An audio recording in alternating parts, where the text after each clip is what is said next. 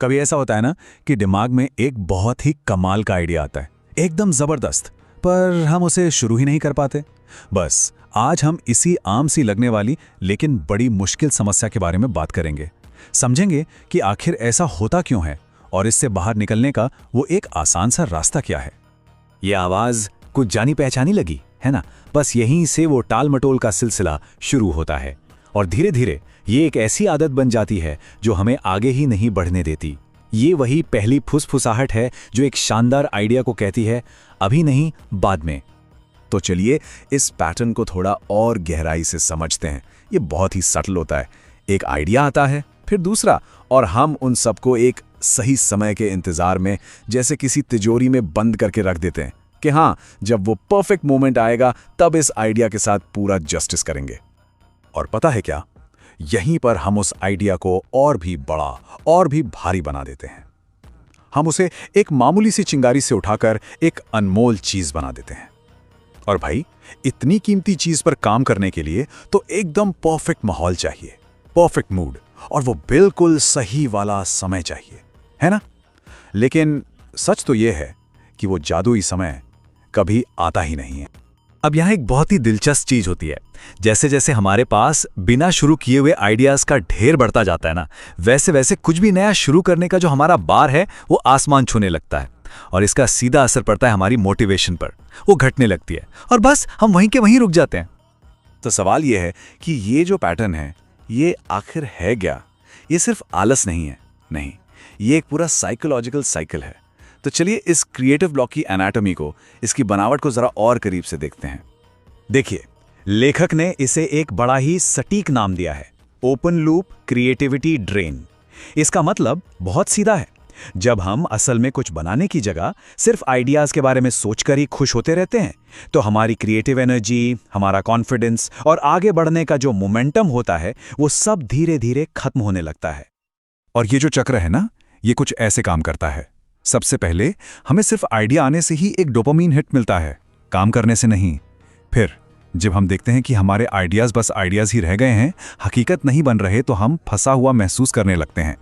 इससे काम को अंजाम तक पहुंचाने वाला जो कॉन्फिडेंस है वो टूटने लगता है और आखिर में नतीजा ये होता है कि हमारे पास कुछ भी कैजुअली बनाने की भी एनर्जी नहीं बचती। तो कुल मिलाकर ये एक ऐसा सेल्फ डिफीटिंग लूप है जो हमें पूरी तरह से रोक देता है।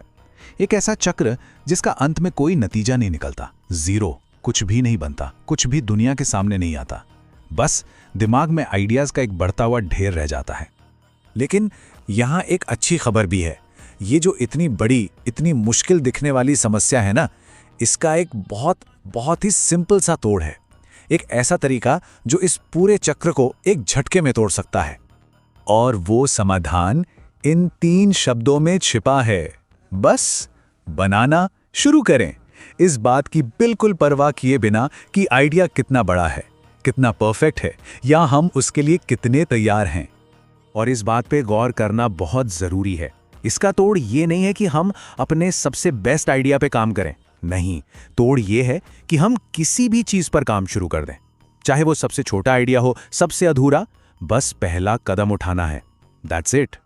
चलिए अब देखते हैं कि ये चीज प्रैक्टिस में कैसे काम करती है, क्योंकि जो मूल लेख है ना, उसका सबसे पावरफुल हिस्सा यही है जहां लेखक हमें इसका एक रियल टाइम एग्जाम्पल देता है।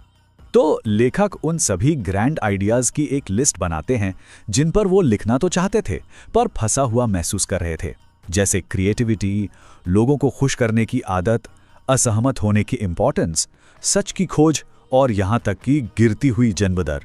मतलब ये सभी बहुत बड़े और भारी भरकम टॉपिक्स हैं। और फिर लेखक एक बहुत ही स्मार्ट फैसला लेते हैं। वो इन बड़े बड़े आइडियाज में से किसी एक को चुनने के बजाय ठीक उसी रुकावट के बारे में लिखना शुरू कर देते हैं जो वो महसूस कर रहे थे। उन्होंने सीधे सीधे उस पैटर्न को ही नाम दे दिया जो उन्हें रोके हुए था। और बस यही है वो आहा मोमेंट। वो जो निबंध है ना, वो खुद ही इसका तोड़ है।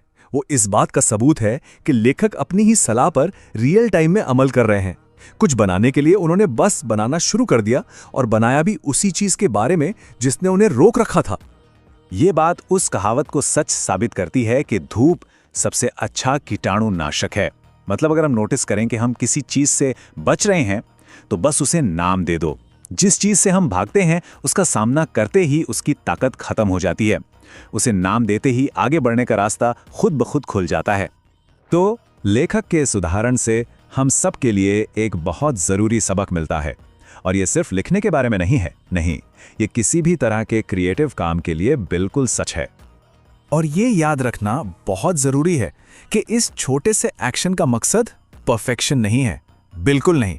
इसका सिर्फ और सिर्फ एक ही मकसद है, उस अटकी हुई फंसी हुई हालत से बाहर निकलना, उस छोटे से एक्शन ब्लॉक को तोड़ना। और आखिर में सबसे बड़ी सीख यही है, मोमेंटम बनाने के लिए मोमेंटम की ही ज़रूरत होती है। जब हम किसी छोटी सी इम्परफेक्ट चीज़ पर भी एक्शन लेते हैं ना, तो हम वो गति पैदा करते हैं जो हमें भविष्य में अपने बड़े एम्बिशियस आइडियाज़ पर काम करने के लिए चाहिए होगी।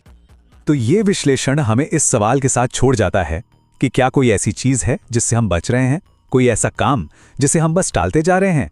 क्या उसे आज नाम देकर उससे आगे बढ़ा जा सकता है? शायद उसे नाम देकर और बस एक छोटा सा कदम उठाकर आगे बढ़ने का समय अब आ गया है। इस पर विचार करने के लिए धन्यवाद।